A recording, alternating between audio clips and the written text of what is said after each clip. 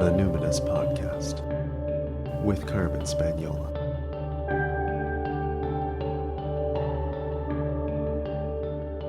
Hi there, and welcome to the Numinous Podcast, where we have interesting conversation with everyday folks about the mystery of life. This season is brought to you by the Threshold Community, a new collaboration between me and my dear friend Holly Trular. We're gathering online with like-minded, collapse-aware people to tend the threshold of the twilight times of the world as we've known it. Together we're exploring collapse preparedness, attachment and trauma and co-regulation, animism, grief and death, transformative justice, creativity and play. Read all about it at thethresholdcommunity.com and find us on Instagram at Tending the Threshold. I'm your host, Carmen Spaniola, and today on the podcast I'm connecting with Eric Tyrone. Eric is the founder of Soul Dreamers and the creator of the Get Woke in Your Dreamtime Masterclass. In the past, Eric ran a nonprofit called Awakening Through Art. He also founded a mindfulness app and was a co-facilitator of a nationwide meetup called Eco Tuesday. In this episode, we talk about the purpose of dreaming, how to interpret your dreams and heal through dream work, and we even do a little on-the-spot interpretation of a slightly anxious dream I had about a tarantula and my son. I connected with Eric online. He was at home in Koh Phangan, Thailand. So Eric, what identities do you lead with?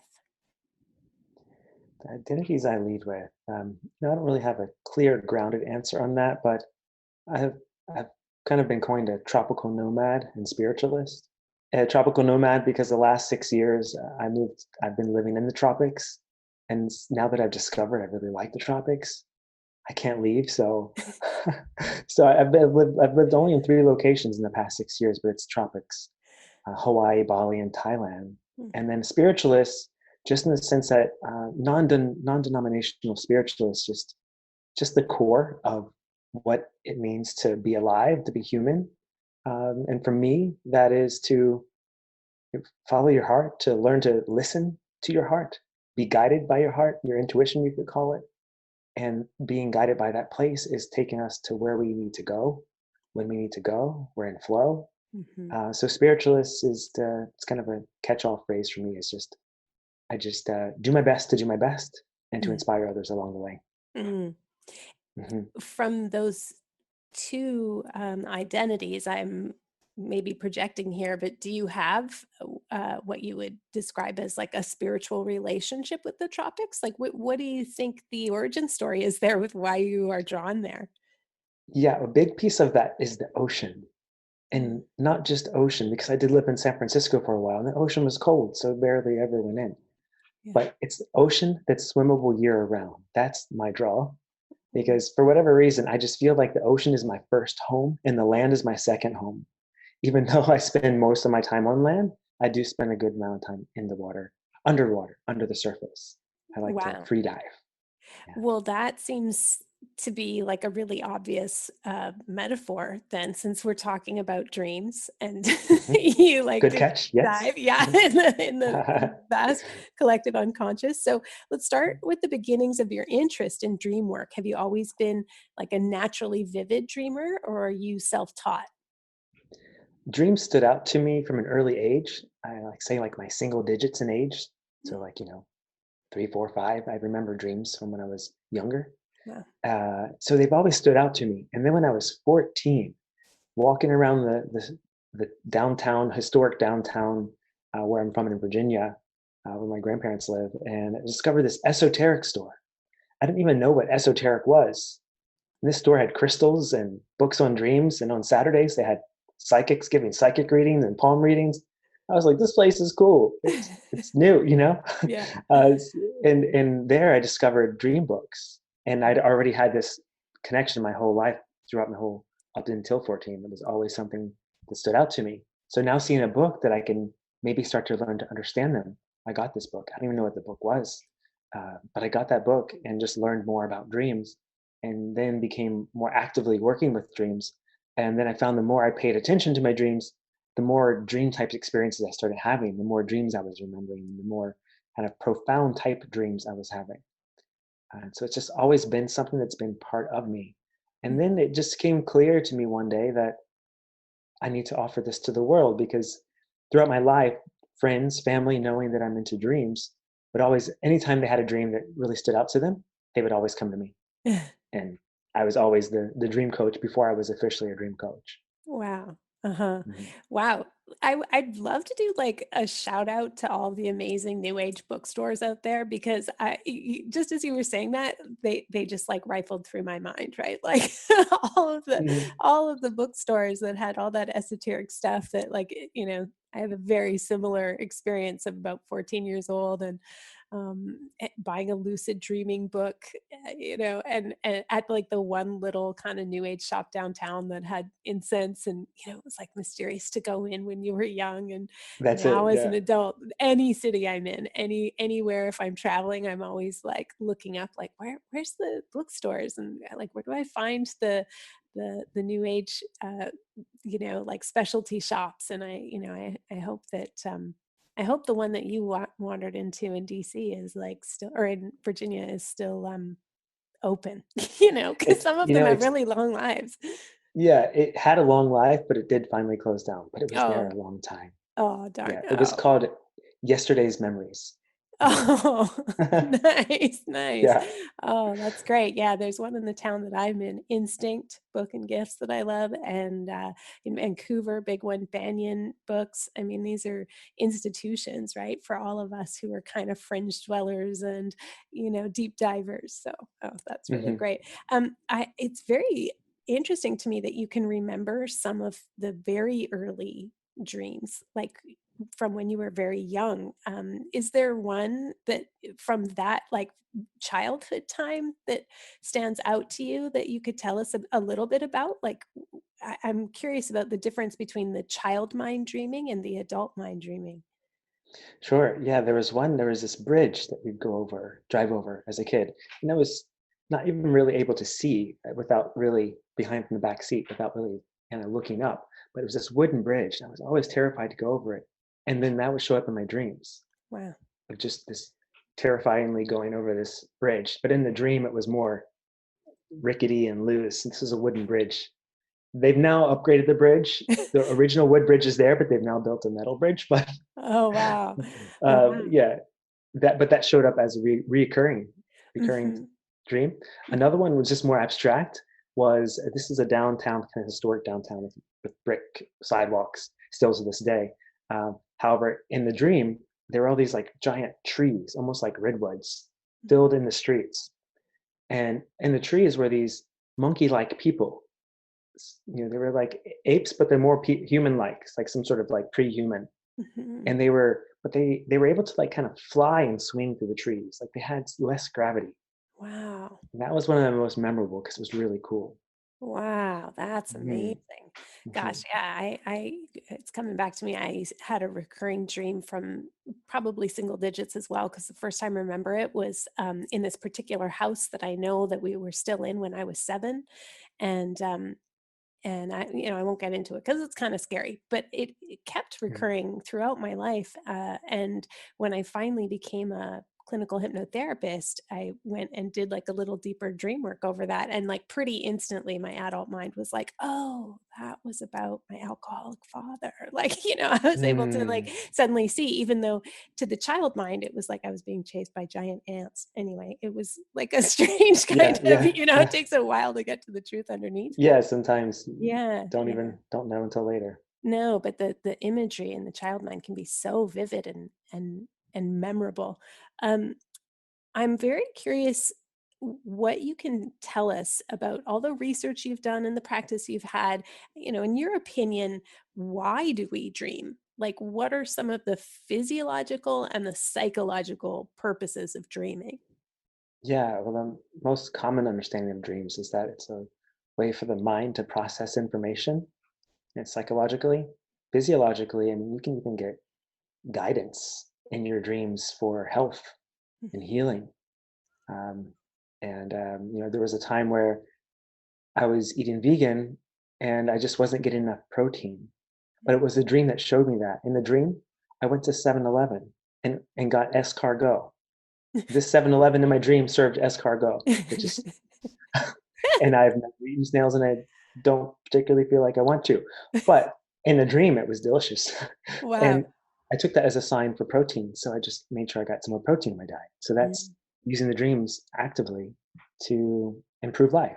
Um, let's see. And then another physiological, yeah, really for me, it's my experience has been in health and healing. Mm. Hmm. And so, like, let's say aside from diet, have you had significant dreams around, like, I don't know, say illness or mystery afflictions or something like that? In terms of health and healing, how has it benefited you? Yeah. So I sometimes have Mm. autoimmune reactions. So there have been dreams that have shown me that the psychological connection to the physical manifestation of autoimmune, the flare Oh. ups, Mhm. and where I got hit in my kidneys in the dream. And then I just look up kidneys online, like spiritual meaning or, Chinese medicine. I looked at the various angles on that. And I think it was the liver or kidneys. I'm forgetting now. It's been a while. Was it the Okay. liver or Yeah. kidneys? I was connected to fear. Oh And so yeah, I was able to kidneys. make a Yeah. connection. Kidneys. Yeah. Yeah. Hmm. So I was able to make a connection to getting hit in my kidneys and the connection to fear and what that was showing me as far as my health and healing. Mm.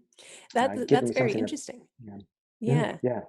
The kidney hold is something that is often done in somatic uh, embodied types of psychotherapy, right? I don't want to say somatic experiencing because I don't know if Peter Levine specifically teaches the kidney hold, but there are a Mhm. lot of somatic practitioners who are working with trauma, who are working with early developmental childhood trauma and that sort of thing, and including myself, who use kidney holds, just like hands placed on kidney, to help release fear from the body. And there's Mm, often a lot of, it could be like shaking or tremors. People can feel achy there, that I can feel them twitching under my hands, at times. so it's like a Yeah. kidney hug.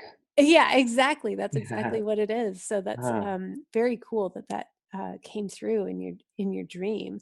So why do you think it's useful to study our dreams? Like, aside from this, very sort of special relationship that you have, and maybe other people have it too. They just don't know how to interpret these dreams. Maybe people are always having dreams about their health, and they just don't know how to interpret it. But aside from that, how do you see dreams as being a resource for us? yeah. And I hear some of the language I use is like dreams are an untapped resource, an untapped healing and transformation modality we have access to every night. And once I discovered the power of dreams, and it really clicked, and I realized, holy shit, I'm getting some really profound information in my dream time. And how are we not paying attention to this as a society? How are we not taught this in school? Mhm, Like we have this tool every night. And so our dreams are showing us our predominant thought patterns and beliefs. mhm, It might be something we're conscious and aware of, or it might be something we're not conscious and aware of. It's kind of running more in the background. However, it's showing up in our dreams. And now that the dream is showing you this, it's bringing your attention to it so you can address it, bring healing, have growth in that area, whatever that is. And then you can also work to change your predominant thought patterns and beliefs that are not serving you to something that is serving you. So the mhm. dreams are there every night. It's like a little cheat sheet to life. Right. Yeah. Right. For sure. Yeah. Yeah. Some people though have like such kind of obscure and non-rational, non-linear, non-literal type dreams that they can find it really challenging to understand them. And there's different schools of thought, right? There's like a Jungian analyst might say, okay, well, everything in the dream is you. Whether it's the desk or this cup or your grandfather you were talking to or your dog in the dream. So they're all an aspect of yourself. Whereas somebody who's maybe more of a spiritual leaning, not that Jung wasn't, a total spiritual guy, but, who was taking a less, let's say, clinical approach or rational psychological approach might say, oh, well, if you dream of a dog, they're symbolic and they represent, a friend that you have, that's a person in real life. And so there's like more of the symbolic version of how we interpret dreams. And I'm curious, how do you do it? Like, are you Yeah. blending both of those things? Do you ever take that more, constructivist, like dreams are a construction of the self, or or how do you know for yourself when it's more like, oh no, that's symbolic of something else? Yeah, it's a bit of a blend, but the core of it, the way I approach dreams, is that everything is an aspect of yourself. Hmm. But from there, then seeing what symbol, what is that representing? What is that friend that showed up in your dream represent to you when you think of them? Hmm. Um, so, for example, I'll just give a quick example of that. Yeah. So, I Yeah. had a dream years ago that a friend of mine was driving drunk in the dream, and I was trying to chase him in my car to catch him and stop him from driving drunk. So when I woke up from this dream, I thought, okay, what does this friend represent to me? Immediately, I think art, artist, creativity. He's a full-time artist. Mm. So for me, he represented creativity. So that he's representing my creativity. Uh-huh. In the dream, he was lost. He was lost, drunk, and so at that time, I was like new and deep into spirituality. I disconnected from a lot of things I enjoy. I disconnected from my creativity even. And so at that time, I saw that as a message to reconnect to my creativity. And so I got some canvas, some watercolors, and started painting at that Uh-huh. time. Oh, well, that's cool. And so you didn't think, oh, I should call that friend because he might be having, like, a tough time and be behaving recklessly right now.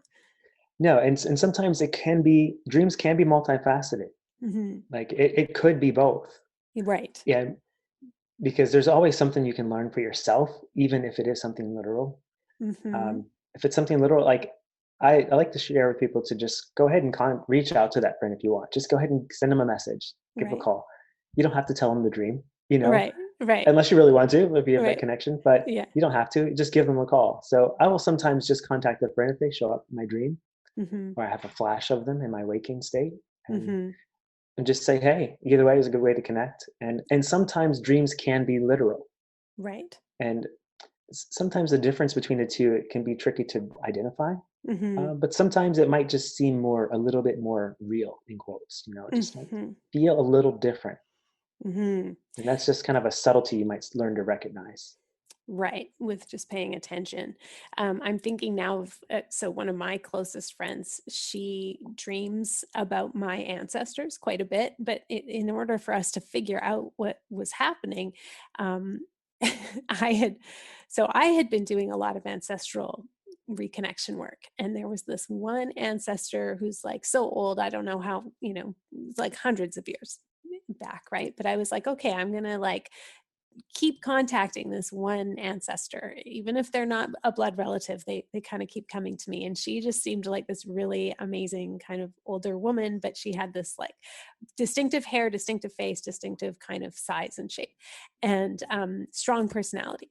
And so then I was having a different conversation with this friend, and it was kind of about overzealous followers, let's say.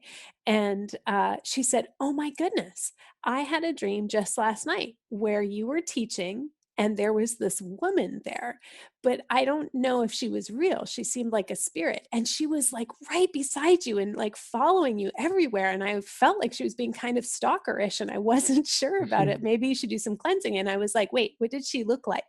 And she described this ancestor of mine. And I said, I think you might be dreaming about this ancestor that I'm working with. And this is the name that she goes by when I work with her. And then over time, she realized she was like dreaming of this. And so, now we call her the grandmother. And so she'll say, oh, the grandmother came to me last night and says, you're not getting enough iron, or, tell Carmen to be like that kind of thing. And, or she's Yeah, not sleeping enough. And so she'll go to my friend who's, a pretty good rememberer of her dreams when she's not able to come to me in my dreams. So fortunately, I have a friend who will like pick up the phone and let me know that a message has yeah, come yeah. through. So Your grandma called, and that's exactly what it is.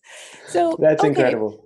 So I'd love to kind of have like a little demo here. So I had a dream last night, and it was just a dream fragment. But in this dream, my son, who's 16, he's a young trans boy, he uh, was in his bedroom, and there was a spider on him. And I remember very like clearly what the spider was like, because it was almost like an orange tarantula. So like large, big as the palm Hmm. of my hand. And it wasn't there as a pet. It was just like, whoa, there's suddenly this tarantula here. And I was like, oh my gosh, like we can't just have this tarantula in your room. And so I went to try to like find something. And I don't love spiders. When I came back, he had this tarantula in like a glass display cube, and two of its legs had fallen off.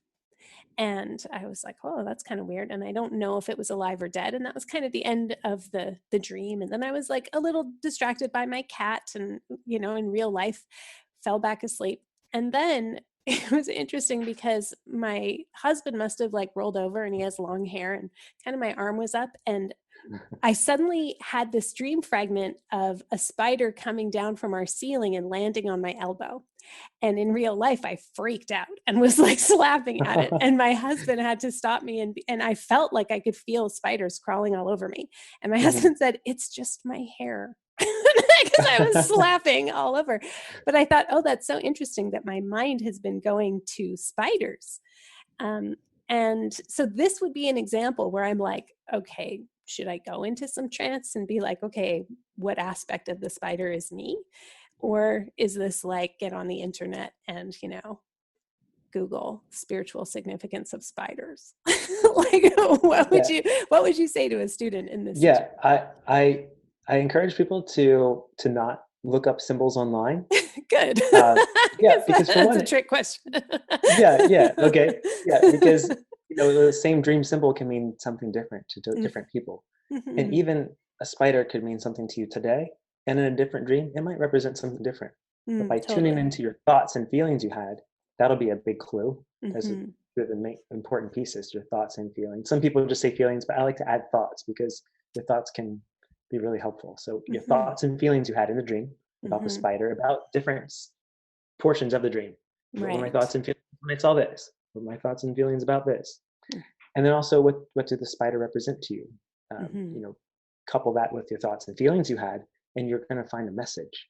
And Hmm. so, if it's helping to interpret someone else's dream, I like to say, if this were my dream, because that's the cool thing about these groups. I do live groups, and everyone can share their perspective, but Mm. we're owning it. If this were my dream, this is what the spider represents to me. Mm. And then you, as the dreamer, can just take what you resonate with and utilize that if that helps with your interpretation, and leave the rest, Hmm. because it can be something different. But um, for you, yes, you're reflecting on the thoughts and feelings you had in the dream about the spider Hmm. and I don't various know. scenes. Other than Uh-huh. it felt very foreign. Like it did seem Hmm. kind of. Well, you used the word tropical earlier, so if I think about it, it's like, yeah, it seemed like a tropical spider, and it's so out of place in my son's room. And of course, my son he has affinities for animals that I wouldn't be, they're not like the cuddly types. And so he'd probably really like the this spider, whereas I'm like, oh, I don't love the spider, but okay. And so let's, let's get the spider contained. And then I I would say the one feeling, it didn't have like a big charge other than just like the bizarreness of it. I didn't have like repulsion or like a strong recoil, but just like, oh, this is out of place. Like, what is this doing here? But when I came back and saw that the legs had fallen off, I did feel, um, gosh, maybe it was close to pity. Like Hmm. sympathy might be a little bit too anthropomorphizing, but I did feel like some sadness about that. Like, oh, that's sad, the poor spider, and perhaps some concern for, is it alive or dead? Um, and honestly, like, what does the spider mean to me? I have no, like, I'm pretty good at free associating, but I don't, I don't have any strong connection. Yeah, some of So the if you'd things that had my dream, yeah, go ahead. yeah, some things you could explore is I think the word you said was out of place. So seeing you can just kind of explore that. Is there something that's out of place, or that I maybe perceive as out of place. And maybe not, Mm. but it's just that word out of place you used. It felt out of place. So Mm-hmm. you can see how you might be able to connect that to something in your waking state, in your Gotcha. relationship with your son. And something Mm. might seem out of place, something you're concerned about. Mm-hmm. Yeah. So those Yeah. are just some things that came up to me. So if this were my dream, if this were my dream, I see a different angle than I just shared, because you already shared some words. So I went off that. But if Okay, it were go my ahead. dream completely purely, then I'm seeing the spider in my projection as something that's uh, it was in his room. So it seemed like something that's like has some, not necessarily entity. I don't want to say entity, but get where I'm going. It could be Mm-hmm.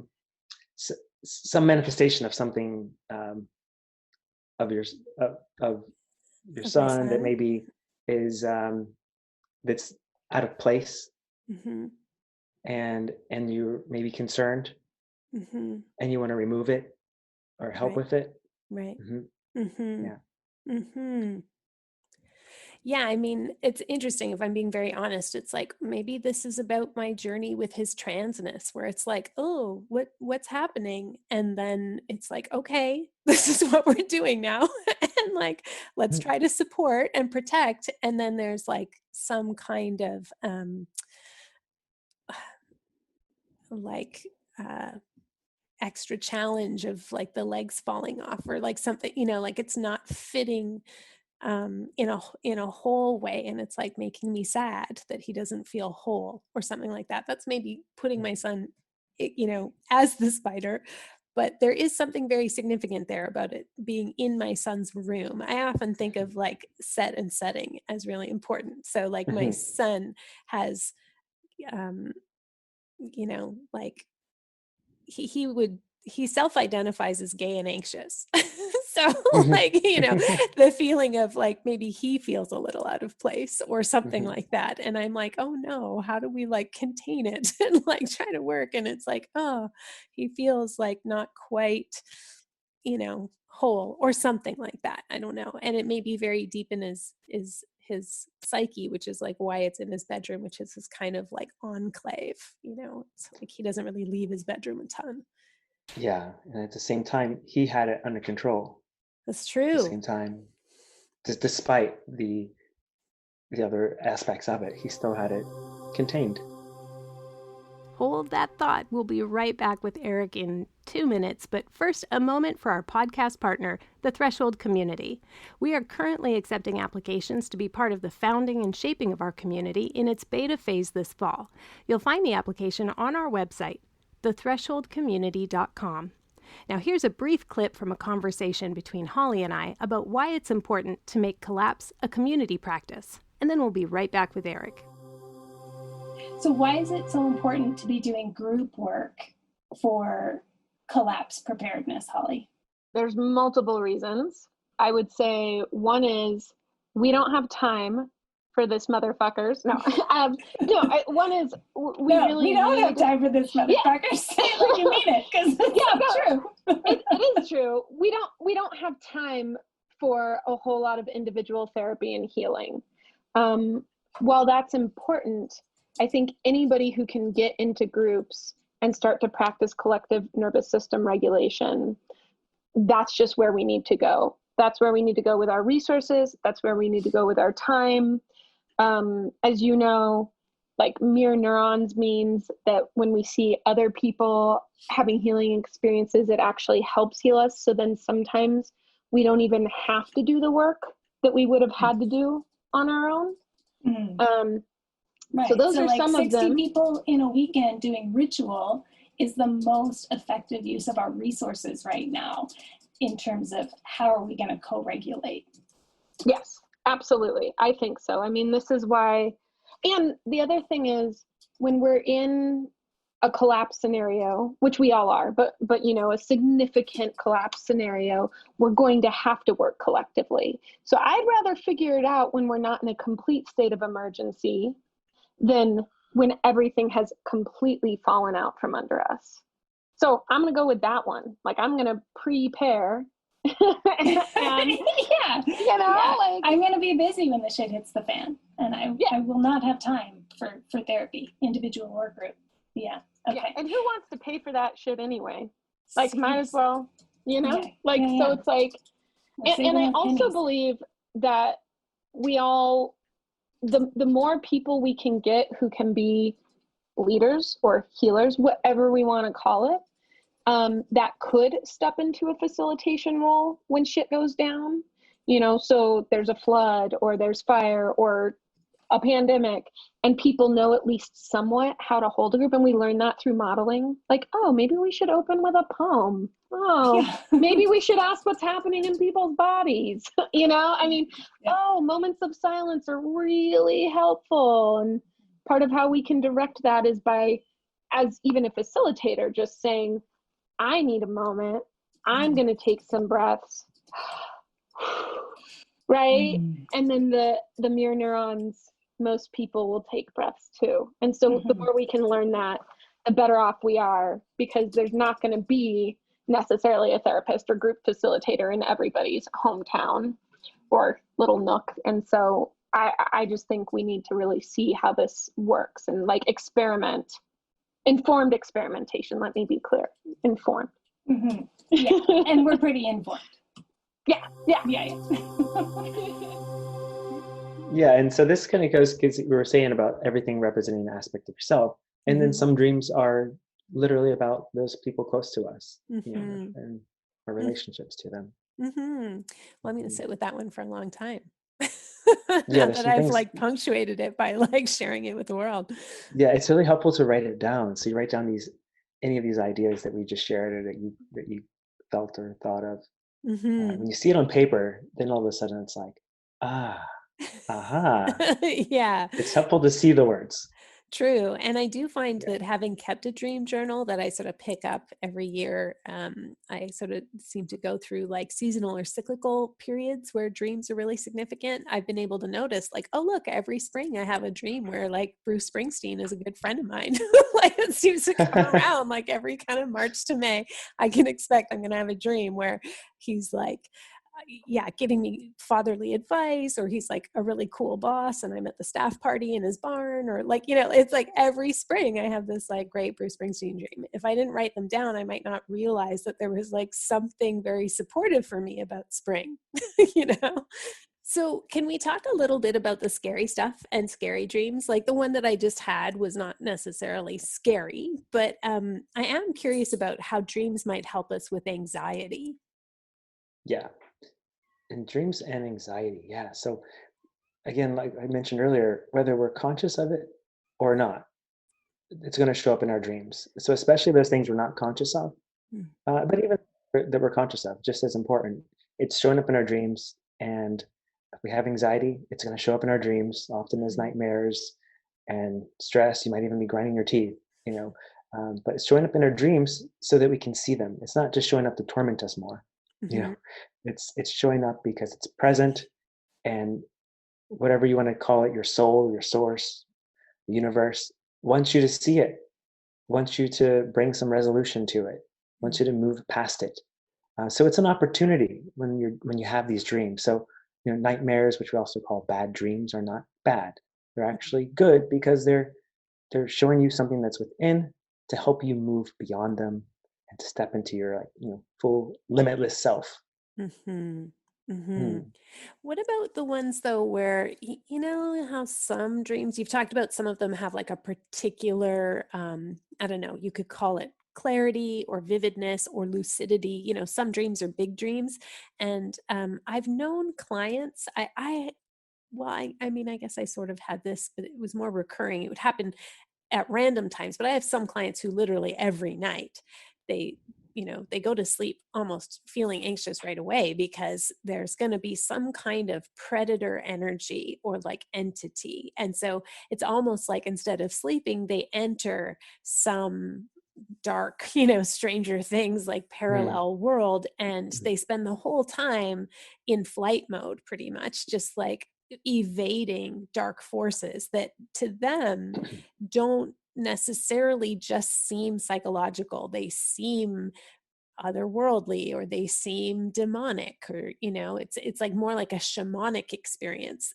than just like, oh, this is my anxiety about finding a life partner, this is my anxiety about work. It's like kind of a different thing, and it's so consistent, it's night after night. So I know some clients who like just sleep is never restful for them, it's always fitful, and when they wake up they're like, oh, thank God, that was a relief. Like, so Yeah. have you surely with people in your groups, there's been some, it's rare, but it does happen. How might you handle that? Yeah. So some dreams, we do actually go to real tangible places in existence versus just a play out of your subconscious. Mm. Like, you can call it the astral plane if you just want to kind of summarize it as Sure. just some other dimension. And, like as far as visible light spectrum, we only see 0.005% of what we know exist. Mm-hmm. So that's just a little precursor to there is a lot more behind the veil of the 3D world. Mm-hmm. And sometimes we visit these places in our dreams. Mm-hmm. And so if you're going to a place that's terrifying, if you don't want to be there, then I would suggest proactively trying to change that. And I'd do that by setting an intention. Mm-hmm. So for anyone that connects with spirit guides, that's always a good, call your spirit guide homies and say, Yeah. yo, spirit guides, I would love your support. Let's give me some good dreams. I don't want to go to this place anymore. Or if there's some information I need to learn about this place to move past it, I would love to receive that information tonight in my dreams. Mm-hmm. And I would love you to be there with me. Whatever you feel that's going to be comforting for you, to set that intention, because our intention actually becomes real. Mm-hmm. So if you connect with spirit guides, I like to do that personally myself. Mm-hmm. Mm-hmm. And then also you can actively go into the dream. So if you're having these dreams, then as you're going to sleep or before you go to sleep, or really anytime, you can just close your eyes, go into a meditation, just close your eyes, just visualize that those places you're having these undesirable experiences, these anxiety-based dreams, and rewrite it. Mm-hmm. Visualize it differently.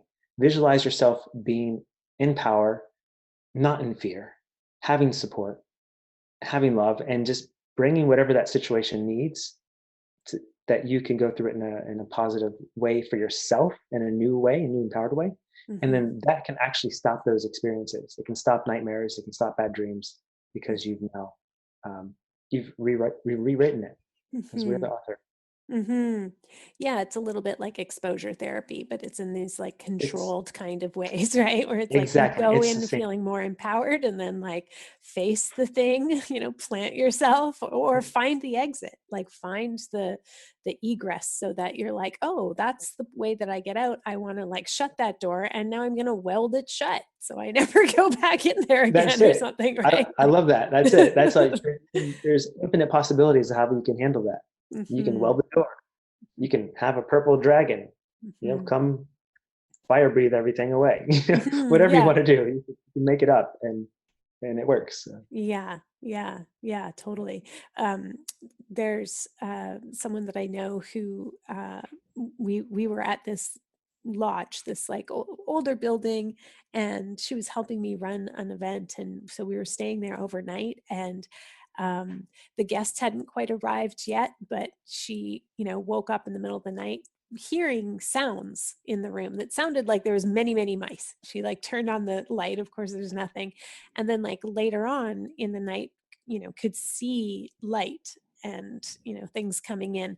And I'm sure there were many, there would have been other people who were like, oh, that you were dreaming, that you were having that experience. And I was like, maybe, but also maybe not. And so we're gonna like come in, and we like put vinegar in the room, and we just like did stuff during the day, and then like set it up real good for her at night. And like so there were like some physical supports, as well as kind of coaching her to re-script it. There are some things. So do you ever kind of set up your space for good sleep hygiene, or would you encourage somebody who was having nightmares to do anything different in their room, like leaving out bowls of vinegar or something like that, if they were having particularly troublesome meddlesome dreams?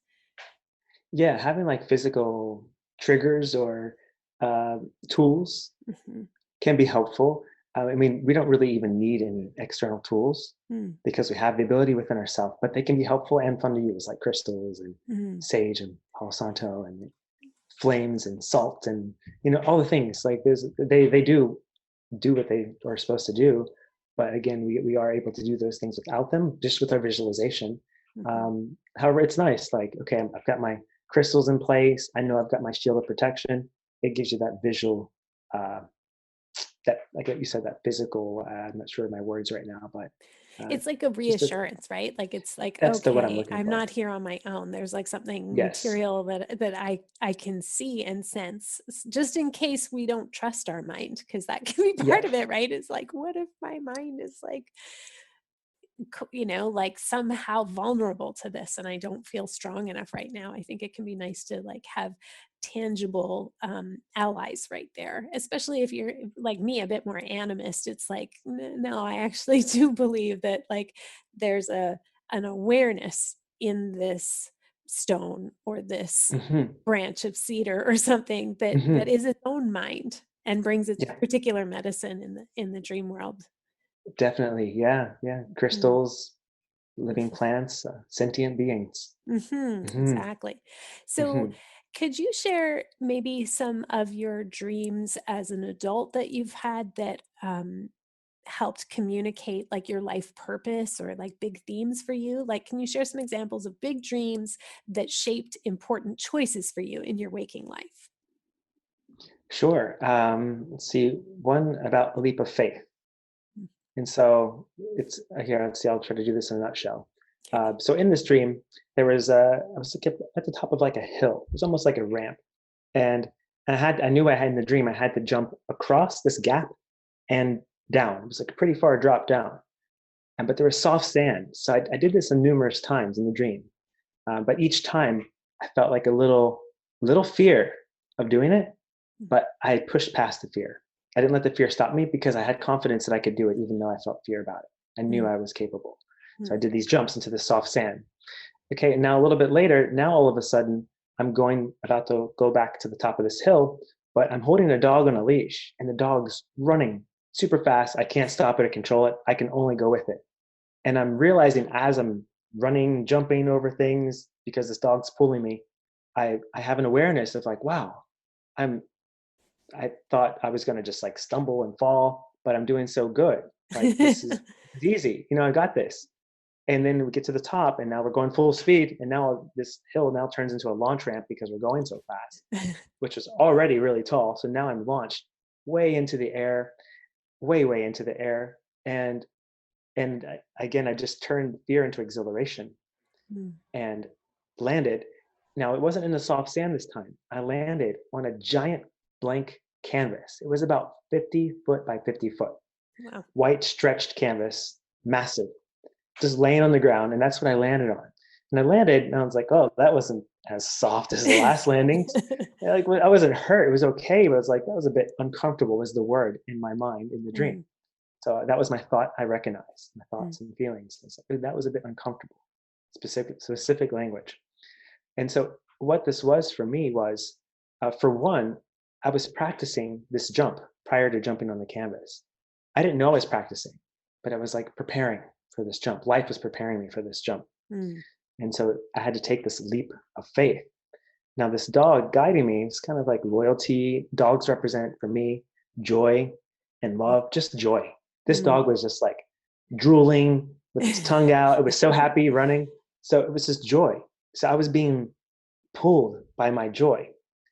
And then the leap of faith and on the blank canvas. So just following my joy, even though it may be a blank canvas, and having a blank canvas and being in the unknown might be uncomfortable. Like uncomfortable when I landed on this blank canvas, because Mhm. what am I going to do with this blank canvas? But by following my joy, I can trust myself, take the leap, and I'm going to be okay because I was okay. Mhm. Yeah, I tried to Yeah. articulate the best I could in No, sharing that's that. great. And so, when did that link directly to something you were doing? Was that like making a big move to a whole different country, or like did you Yeah, translate that into your waking life?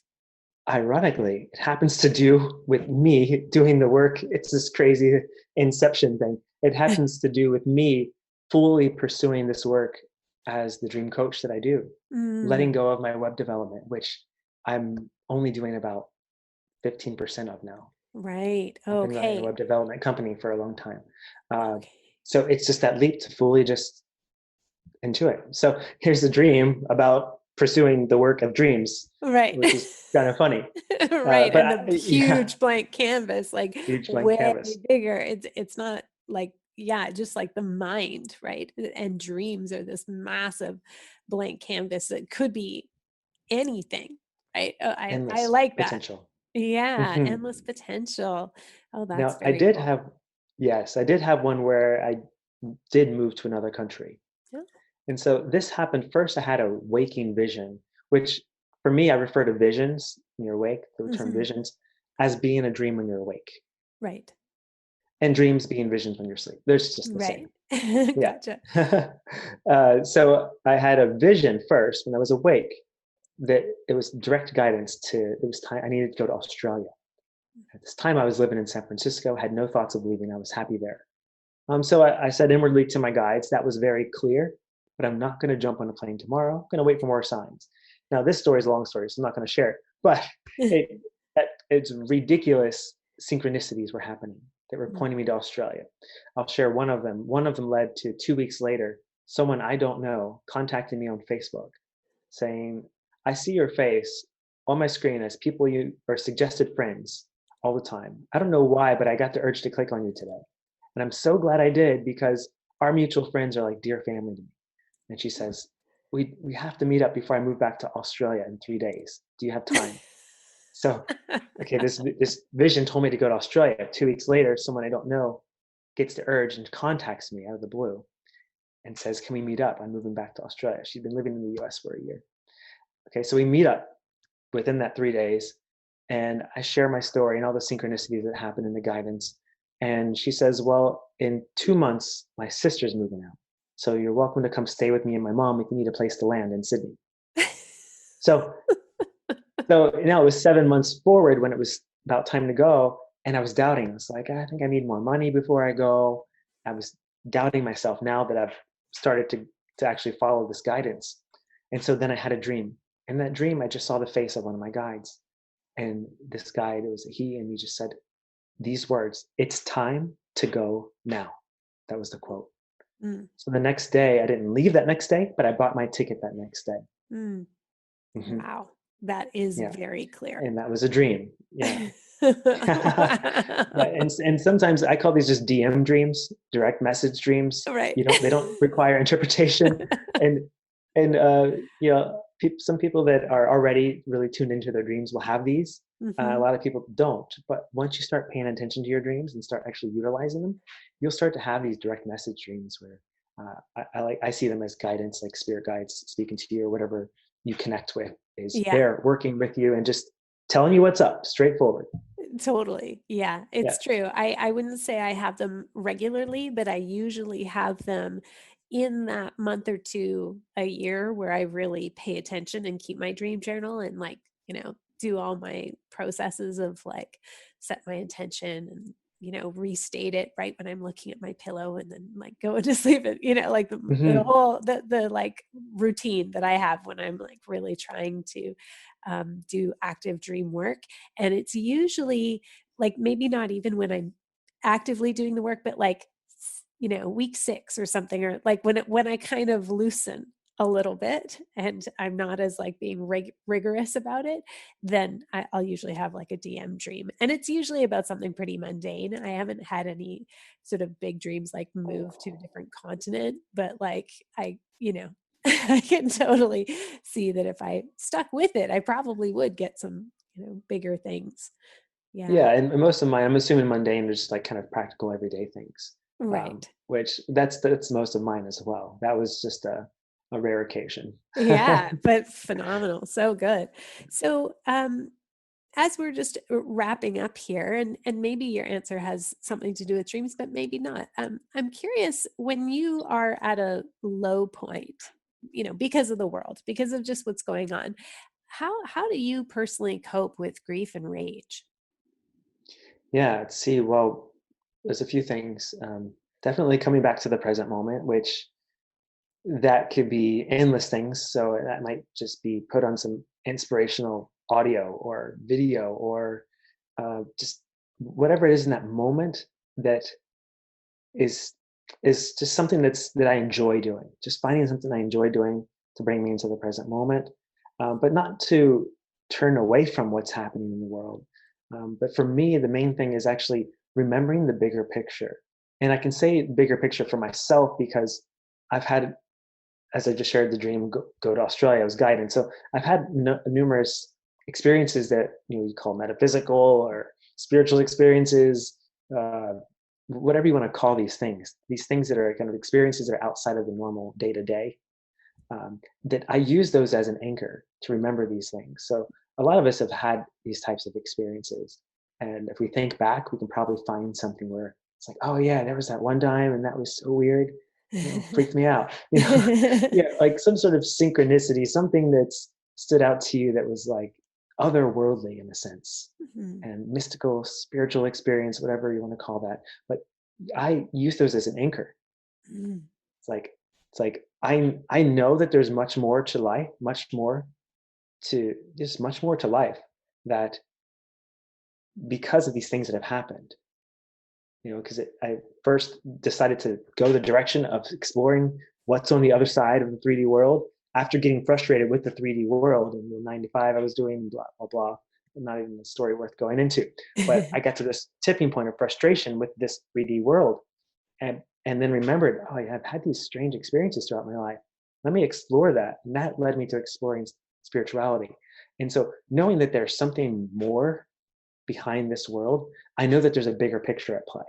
And sometimes, like in the current state of the world, like we personally sometimes have to get sick to make ourselves slow down, to make ourselves reflect on our life, to I've been pushing too hard, I've been working too hard. You know what? Actually, I don't want to do this anymore. I'd rather do this. So sometimes we have to get sick in a sense, like get the flu or whatever it is to reevaluate our lives. This is like a global sickness where we're all now getting the opportunity to look within and to reevaluate our life, our priorities, and to maybe even more just connect with our hearts more and see where that takes us. Mhm. So just having that feeling that there's a bigger picture at play and that this is just a sickness that we're going to get through and improve on the other side, that is how I get through it. Mhm. That's a bit Mhm. of a long-winded answer, but No, I appreciate that. And it is like a little bit paradoxical to use mystical experiences as a way to ground and anchor you. But it also it yes. does make sense in a way, right? Spirit works in paradox. So that makes a lot of sense. Yeah, I was just going to say that's part of my thing is part of my medicine that I've worked for myself and to share with others is how do we ground these mystical experiences? Mhm. Because it's been kind of taboo in the modern culture, certain mystical and spiritual topics, but they're they're real and tangible. So now we can make it real and tangible for ourselves as we have our own experiences, but it's now taken it from flighty and up in the air to real tangible, and you can actually utilize in your dreams for practical daily guidance. It's just how do we ground this information and demystify the mystical. For sure. So maybe just tell the listeners before we sign off how they could work with you. Like, what have you got going on in the fall winter 2020? Yeah, I do from time to time. I do live 4-week group programs called "Get Woke in Your Dream Time," and Can I, it's sorry, because you said homies and now you're saying get woke. Can you just like, because people are hearing and not seeing you, could you maybe yeah. just frame why you're allowed to use that language? Yes, yes. So my background is African American, Native American, which is Blackfoot, Cherokee, and Navajo, and French and English. And so I was raised with my Black family, and later met my European family much later in life. So yes, so these are just Thank you. and yes, if you could see me, a lot of people think I'm Spanish, but I'm not at all. Right. Right. That's my blend, and no one really knows where I'm from. Okay, so say it again. It's get woke. Yes, I appreciate you bringing that up because yes, I Yes. see you right now as recording, but Yeah. it's called Get Woke in Your Dream Time. It's a 4-week masterclass on dreams. So we meet each week and have a live class. Then during the week, you've got course materials to go through, and then we discuss that week's modules. And we do everything from interpretation, which is the core of it, but we also go into types of dreams and all the even astral travel and visitation dreams where you visit loved ones. We cover everything about dreams. And then we also have dream sharing circles where we get together and help each other interpret, because that's where you really get to learn. Because as I mentioned earlier, I encourage everyone to not look up dream symbols and to learn to look within to see what those symbols represent to you.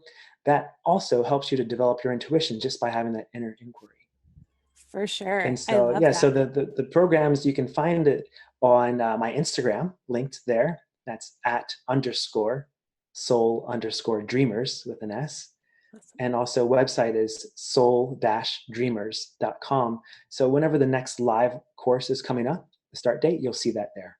That's amazing. I love that 1 month incubation kind of period where you like, that's what I'd been doing for years in the Numinous school. And there's just nothing like it to really devote a month to be like, okay, I'm going to like really dive into my dream work, but then have it held in a larger community where you're bouncing ideas off each other and you're sharing the collective wisdom. And sometimes your dream, themes. It was interesting because we were doing our dream module just at the very beginning of COVID. And people were having, so this was in January, I started having a lot of dreams of, the themes were like trying to herd cats. Like it was like, oh, here's a dream of all these goats are getting out of this pen. No sooner do I get it in, but one gets out and then they all can follow. And then there was another one where it's like I was saddling up a herd of horses, and one of the first people who was a guest, she got on and she took off, and then of course the herd wanted to go, and I was so mad. I was like, you guys, you shouldn't be, and it was like so clear to me that I was like, oh, these are COVID anxiety dreams about like containment, right? And then somebody else said, she was sharing in the dream circle about, oh, I had this weird dream, I hate frogs, and somebody threw a frog at me and it hit me in the back, and I was so creeped out and grossed out about it. And I was like, wow, COVID dream much? And she was like, I never even thought of that, but it was. I was like, ew, like contamination and that sort of thing. So it was so helpful to have others casting a fresh glance and different perspective, and seeing patterns that maybe we couldn't see ourselves, doing it together at that sort of critical time where the collective unconscious was in such turmoil. There was like so much upheaval in the collective that it was definitely coming through in the dream time for sure. So I could see that being very helpful for people trying to get through the first winter in the pandemic world. It could be very interesting. Yeah, another thing I do too, because beyond the 4 weeks, because we have that 4 weeks together where we meet each week, but after that, then there's an app where we have a group chat. So you always have access to me for a year after from the program. Oh, amazing. So because I really want everyone to really get it, Yeah. to just get help with interpreting and then afterwards go back to looking up symbols online because they get frustrated. But I want you to have that support so you can really hone in on your Jedi dream skills. Nice. That's awesome. Yeah. Well, thanks so much, Eric. I really appreciate you spending time, kind of interpreting with me and sharing your own stories. I actually do think like talking about dreams, specific dreams, and sharing about our dreams is one of the best ways to really understand and learn and expand our skills there. So I appreciate you answering those kind of somewhat intimate questions if you're not used to asking people about their dreams. You're used to it, but for a lot of listeners, I'm sure this is pretty new for them. So I really appreciate you being so open. Thanks for being on the show today. Definitely. I appreciate you having me. I circled back and talked to my son about that dream that I had with the tarantula and him, and kind of wondering, like, is this about me and my experience of his transition of gender? And like, maybe I'm not as comfortable as I think, or I'm, judgmental and pitying underneath. Like, what is this about? And we had a very good conversation, and I straight up asked him, I said, so do you feel whole? And here's what he said. He said, I don't know how to answer that because I still don't know what it means to feel that way. So yes and no. And I just felt like that was one of those like simple, profound things that I guess a young person could say that just helped me realize that, maybe the dream was about me. Maybe the dream was about him. It's probably about both of us. And we'll never know. It's both. It's yes and no. If you feel called to deepen your dream work with Eric, the Numinous podcast listeners can save $100 off his 4-week Get Woke in Your Dream Time live group masterclass. Check the show notes for this episode at numinouspodcast.com to find the next start date and the coupon code. So by far, most of my listeners are in America, followed by Canada. But today, I want to give a thank you and listener shout out to my one listener in Mauritius. Do you know where Mauritius is? It's an island nation east of Madagascar. Do you know where Madagascar is? Yeah, it's an island nation east of Africa. So way out there in the Indian Ocean is someone listening to the Numinous podcast. And I'm going to be straight up with you. That just makes me want to cry. Like, that's the sweetest thing to me. Hey, hey, you out there. You're out there and I'm here too. Hello. It reminds me actually of a line from the poem Kindness by Naomi Shihab Nye that talks about how, only after you know deep sorrow can you know that kindness is the only thing that really makes sense anymore. It says, only kindness that lifts its head above the crowd of the world to say, it is I you have been looking for. So Mauritian listener, your head above the crowd caught my eye, and this is me up on tippy toes looking back to you to say, oh, hello. Thank you. Thank you. If you'd like to follow me on Instagram, look for me by name at Carmen Spaniola, and be first to know about any new offerings I have by signing up for my newsletter at carmenspaniola.com. CarmenSpagnola. Until next time, take care.